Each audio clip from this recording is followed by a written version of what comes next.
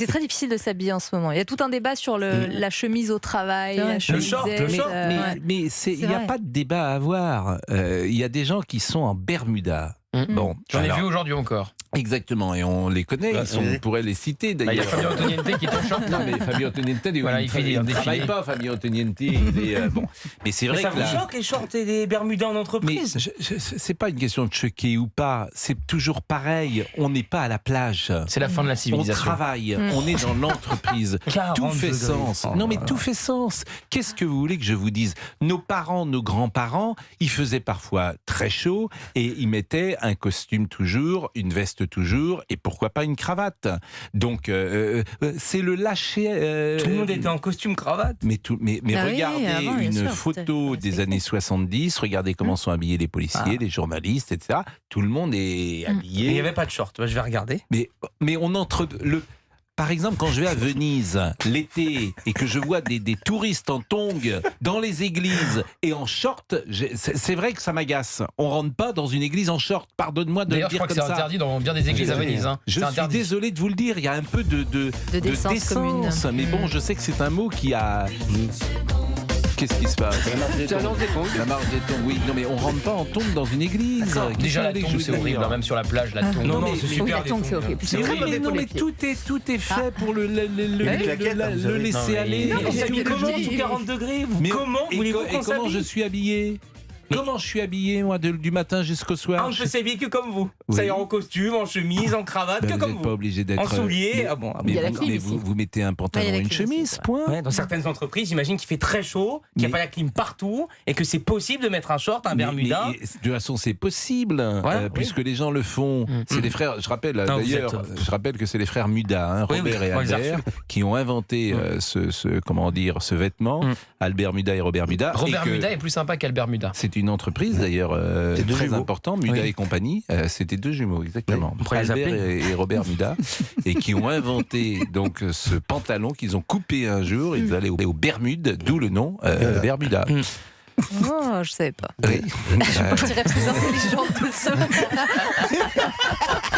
Il ne savait pas, il y a cette minute non plus. Vous ne connaissez pas vous ne connaissiez pas la légende. La légende des frères Muda. Non. Ah bah Albert et Robert. Tu regarderas, tu vas pas être déçu. C'est terminé le flash? Oui, c'est notre bref, mais là je me dis que vous avez peut-être envie d'enchaîner sur. Non, dites-nous. C'est un petit mot du mondial de foot avec l'absence de Didier Deschamps vendredi face à la Norvège qui est donc rentré pour assister aux obsèques de sa maman. Exactement. Donc c'est son adjoint Guy Stéphane qui dirigera le groupe. Et on va évidemment penser et commencer cette émission en pensant précisément à Didier Deschamps. Europe 1. 16h, 18h, Pro et vous. Je vous le disais, donc Brigitte Millot est là. Bonjour. Brigitte qui va nous donner les conseils de canicule. C'est vraiment le marronnier quand il fait chaud. Alors évitez de faire du sport, fermez les volets, buvez de l'eau. Voilà. Mettez-vous à l'ombre. Bon, vous regardez télévision. Vous regardez la télévision. Vous avez le reportage sur la climatisation, le climatiseur qui devient l'expert. Qui peut être mauvais pour la santé. Ah bah oui, justement, ça vous allez m'en parler, ça m'intéresse. Mais tout peut être mauvais pour la santé en même temps. Vous avez des enfants qui se jouent dans les fontaines. Bon, t'as l'impression de voir exactement les mêmes sujets. Mais qu'est-ce qui nous arrive? Non, vous n'avez pas l'air content, ça vous énerve? Mais ça ne m'énerve pas, je constate effectivement que nous répétons en boucle les mêmes choses, donc et je peux m'en amuser. Bon, Brigitte Millot est là, donc Fabien Antoniente est là, on est mercredi, vous venez le mercredi désormais. C'est le jour des enfants. Ah bah effectivement. Gauthier Lebray, bonjour. C'est le jour des enfants. Exactement. Merci Brigitte, à de venir. Soyez heureux qu'on vous prenne encore pour un enfant. Bien sûr. Parce que c'est quelque chose qui ne m'arrive plus. Ça c'est sûr, oui. Sabrina Medjober est là. Bonjour. Et puis Olivier Guénec qui est habillé n'importe comment. Non, pas du tout. Vous êtes habillé. Il a un t-shirt avec un crocodile vert. Mais prenez un petit peu exemple sur moi. Vous c'est fini. C'est poussiéreux tout ça, regardez. Je vais vous rhabiller, moi. Je vais être votre Christina Cordula. Moi, ça sera un bon concept. On vous emmène, on vous suit 24 heures dans les magasins d'Olivier. Ça peut être intéressant. Et on fait l'inverse ensuite. Vous emmenez Olivier dans vos magasins. Je pense que c'est ça qui sera encore le plus intéressant. Non mais vous prenez ma vie. On va à Master Poulet. Ah oui, ce serait alors, non, mais là, la question est vraiment très intéressante. Très, très intéressante. Vous avez quel âge? Oula, 27 ans. On échange tout de notre vie. J'ai 27 ans, vous en avez 61, et on échange tout. Vous dites oui ou non ? Bah non. Bah voilà. Et c'est ce que je dis souvent aux jeunes gens qui ont 25 ans, qui travaillent avec nous. Je leur dis, l'homme le plus riche du monde, je ne sais pas quel âge il a aujourd'hui, mais vous n'échangeriez pas votre situation contre un homme de 80 ans, l'homme il donnerait tout pour être jeune, qui serait le plus riche du monde. C'est-à-dire que avoir, c'était tellement bête ce que j'ai dit, ça n'a précisément pas de prix, ça n'a pas de prix. Et je vais vous dire une chose, on vous dirait, voilà, on t'enlève un bras et on te donne 10 milliards d'euros. Bah vous direz non. Je réfléchisse quand même un petit peu. un bras contre 10 milliards. On achète une bonne prothèse avec ça. Mais bien sûr que non, jamais vous n'échangerez rien. On peut t'enlever des choses bien pires qu'un bras. Mais bien sûr que non, jamais vous n'échangerez rien. Bon, il est 16h09. On pense donc à Didier Deschamps qui a perdu sa mère précisément aujourd'hui et qui avait perdu son père il y a 4 ans. Et c'était d'ailleurs frappant de voir que c'était également pendant une compétition. La Ligue des Nations, je crois. Pardon ? C'était la Ligue des Nations quand il a perdu son père. C'était effectivement à l'occasion d'un match France-Danemark, il avait perdu son père. Alors son père, ça avait été subi. Son père était mort d'une crise cardiaque, il ne s'y attendait pas.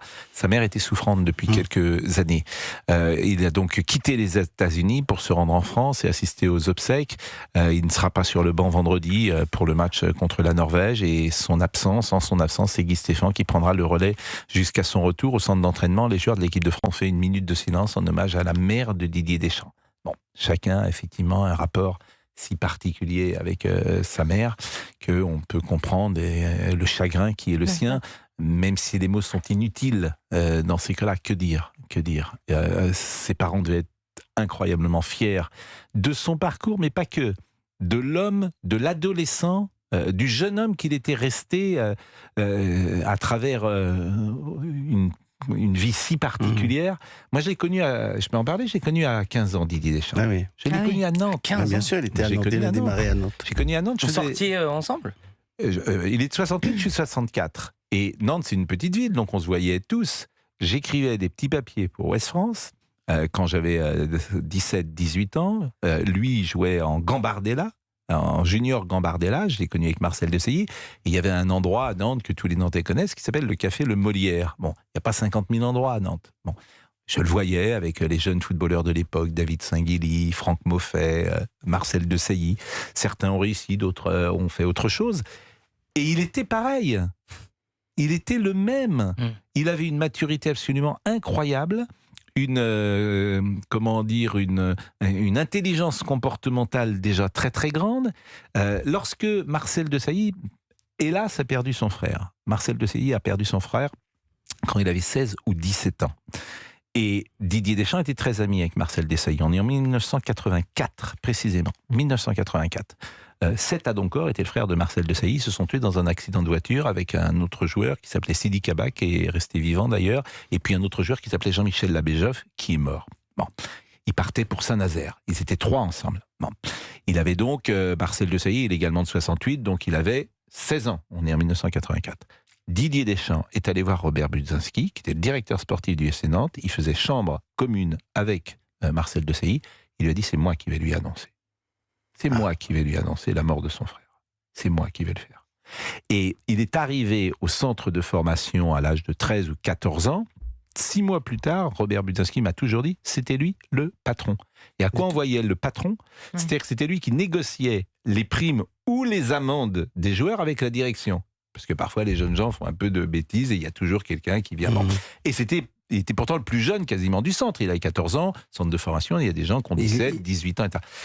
Il avait, c'était un leader naturel. Je pense que tout s'apprend dans la vie, mais là, être leader, manifestement, je ne suis pas sûr que ça s'apprenne.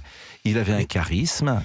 Il était un patron. Et il avait une autorité naturelle et une discipline. Une discipline qui lui a permis de faire la carrière. Je l'ai rencontré plusieurs fois parce que j'ai projeté mes films à Clairefontaine. Donc il y avait tout le staff, tous les joueurs, encore récemment.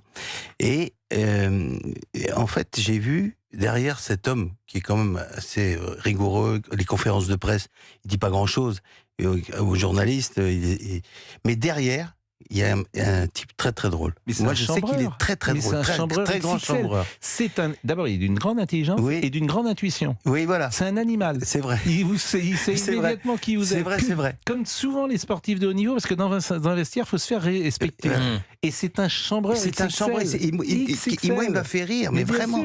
Je lui ai envoyé mon livre récemment avec Pimo et tout le staff. Ils m'ont répondu. Ils sont très amusants en fait. Mais bien sûr. Très très amusants. Quand tu vois Didier, il te dit ce que t'étais, ce que t'es devenu. ce que t'es devenu.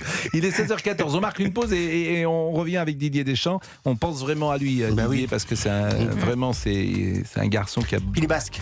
Il est basque et puis il y a des choses par exemple qui sont très touchantes. La fiancée qu'il a connue, il l'a connue quand il avait 15 ans à Nantes. Il est toujours avec elle, il est marié, ils ont un enfant. Incroyable. Il s'appelle Dylan et qui a une réussite. D'ailleurs son fils est une réussite incroyable, le fils de Didier Deschamps, dans un tout autre domaine. Il vit à Londres. Non, c'est vraiment une belle vie. C'est une belle vie.